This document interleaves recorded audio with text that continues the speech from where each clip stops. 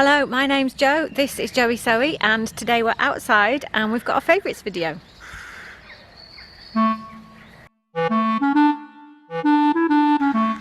So as well as being outside, I have someone chopping wood over there. I don't know why I came outside, and I've got a small boy over there who's probably almost certainly going to definitely just did jump in to the shot. So we're just going to see how this works, but the weather was so good that I thought we would come outside.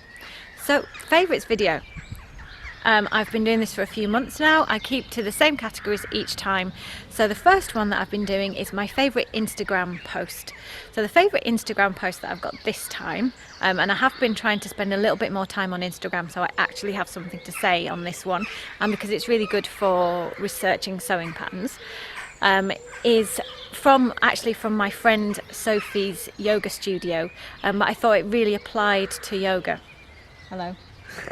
No, it really applied to sewing as well as to yoga. So I'll put it up here, and what it says is don't be afraid of being a beginner. So she's talking about don't be afraid of the first time you go to a yoga class. I have this conversation with people in yoga classes all the time. Oh, I can't do yoga because I'm too stiff. And that's really putting the cart before the horse, because if you're stiff, then you need to do yoga.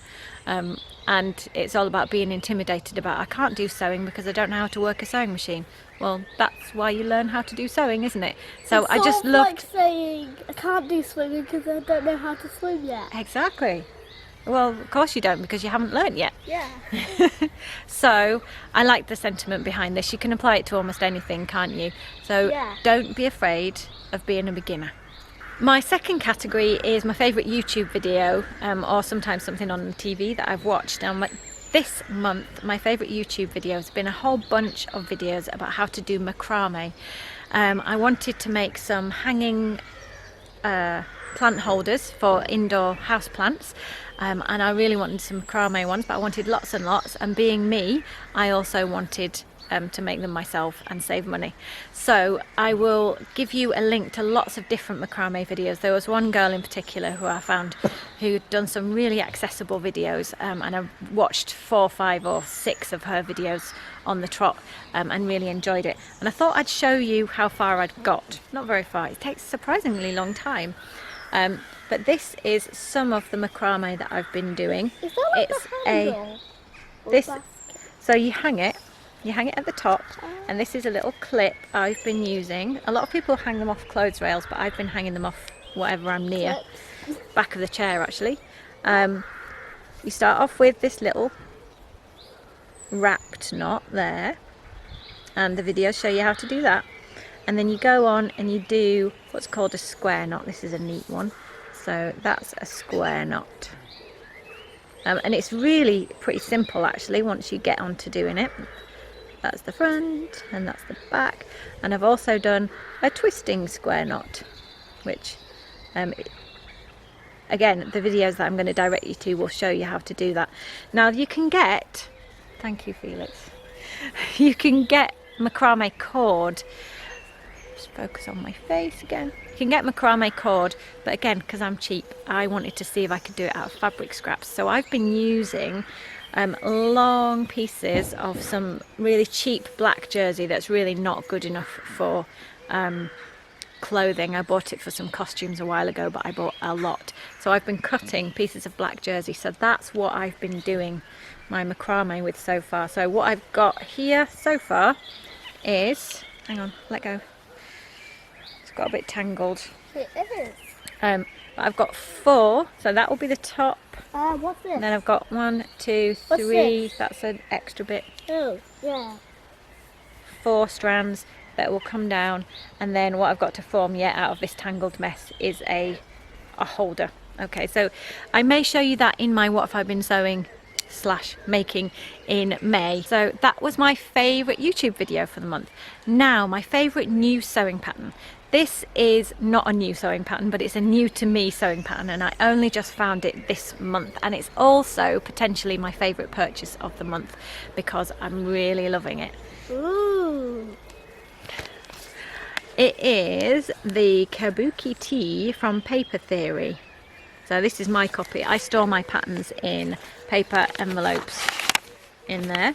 But I will, yeah, I will put some images up here of what the t-shirt looks like. It's made for wovens, and it's both simple but has a little challenge in it that makes it more interesting. So it's the corner, the way that the arms are inserted. You'll be able to see from the line drawings how that works, but it's the corner there that you have to sew. They have a really good YouTube video on how to do that, which I will also link down below, because once you've seen how to do it, it's actually super simple. But the written instructions, I've seen some other people say this on reviews, the written instructions don't make it all that clear. But the video makes it 100% clear, and it's not actually difficult. You just need to know the knack. So yeah, I love this. I have made more than one already, but I'm not going to show you because I'm going to save that for my what have I been sewing video. But yeah, this is my favourite new pattern. It's fantastic. You may be familiar with a pattern that lots of people have really gone mad for, which is the Zadie jumpsuit, and they don't have a lot of patterns out, Paper Theory, but the Zadie jumpsuit is another one of theirs, and loads of people have really loved that pattern, so I think it's definitely a company to watch for new patterns. So my favourite me-made garment of the month, I usually stress that this isn't something that I've made this month.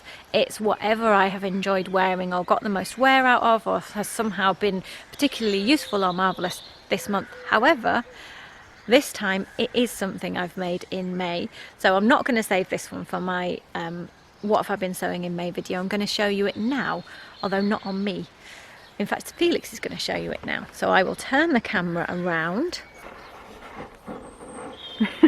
You're modelling it marvellously. So it is the Sally jumpsuit from Closet Case Patterns. I have made this once before, but I made it in wovens. And this one is made in knit, which is what it is meant to be made in. And so I think both of them have been successful, but this one I have absolutely loved. So here's me showing you the Sally jumpsuit from Closet Case Patterns. That's the top. It's a kimono style top. I raised, doesn't actually wear that high on me, but I raised the V because it does have quite a deep V. She's Heather from Closet Case Patterns models it, and she's got a much fuller bust than me, and I just didn't think I could carry off that deeper V. So that's there. It has elastic at the waist. It has pockets. In fact, I'm showing you the back. The front and the back are the same. It has pockets, and it has a wide leg. And if you look up the hashtag for the Sally jumpsuit, you will see that pretty much everyone who's made it goes, oh, secret pyjamas, but it looks so stylish, and that's exactly why I adore this. I wouldn't be surprised if I get to the end of the month and I've made another one. I do have secret plans for that, but yeah, I got compliments within about half an hour of wearing this out, and it was just the most comfortable thing in the world to wear. So, you know, it's ticking both boxes. Looks brilliant, feels amazing. What's not to love? So that's why I had to make this my favourite. I actually wore it 4 days in a row after I made it, and then I had a day's break, and then I wore it again because it's just been amazing. The fabric I got last summer. It was from Dewsbury Market, Dewsbury in West Yorkshire. I went on a sewing meetup, my first and so far only sewing meetup with, I think it was called Sew Down Dewsbury or something like that. It was a lovely day, and yeah, it cost me about £10 total for the fabric. So yeah, this has been my favourite, and it will be, I think it'll be an all-time favourite. It's just so comfortable. My favourite gadget of the month is my duck billed scissors. I suspect I may have had these as a favourite before. Every time I get them out to use them, I just love them because they're so useful. And what they were useful, it was sewing the jumpsuit and actually a couple of other projects this month, is when you cover stitch the hem. I will show you. So here, when you've cover stitched that hem, if you don't perfectly get the edges, or if you don't even try to perfectly get the edges, then there'll be some excess on this side, which makes it look a little bit amateurish. So you just take your duck-bill scissors, and what they're made for is for sliding underneath the fabric and cutting excess away. That's exactly what they're for. A bit niche, but they do the job really well. So this has been my favourite gadget of the month. And finally, my favourite podcast, radio show or audiobook, and I'm back on audiobook. It is Eleanor Oliphant is Completely Fine. It's obviously a written book as well, but I listened to the audiobook through Audible, and I'll give you a link down below to Audible. I'm a member of Audible and I just love it because I get audiobooks all the time. I listen to them on the way. Can you hear those two fighting? There they are. It's delightful. Don't know why I brought you outside today. It seemed like a good idea at the time. Anyway, moving on. Eleanor Oliphant is completely fine. She's fine. It's a lovely story. It's a story about people. It's a story about relationships. It's got a little bit of a mystery story in there. It's got sort of a romance in there, but it's the observation of people that I really loved. That's what I thought it was charming. It's also the reason why I was put onto the book was actually by a colleague on my therapy course, my psychotherapy course, because it does have some therapy in it for one of the characters, and that was really interesting to me as well, and actually fairly realistic, I felt, looking with a professional eye.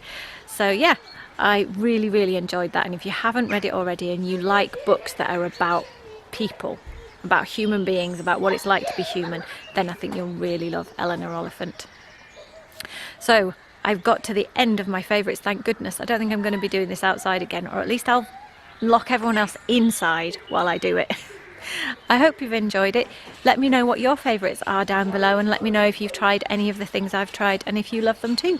Thank you very much for watching, and I'll be back soon. Bye!